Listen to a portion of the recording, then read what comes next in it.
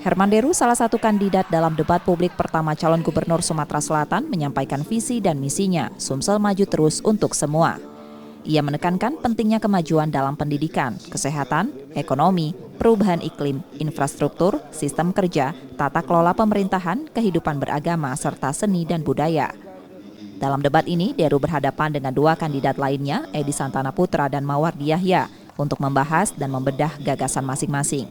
Ia berharap debat ini menjadi referensi bagi masyarakat dalam menentukan pilihan di Pilkada 2024. Debat publik ini membahas berbagai isu, mulai ekonomi hingga pembangunan dengan ketiga calon saling adu gagasan.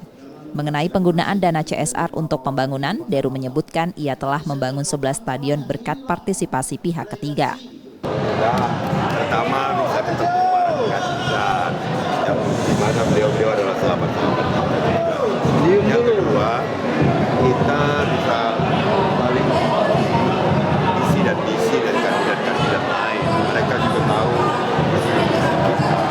semuanya dalam tujuan baik, agar memberikan kesempatan kepada warga Sumsel menentukan pilihannya, paling tidak punya referensi, punya informasi mengenai program-program yang dimiliki para kandidat.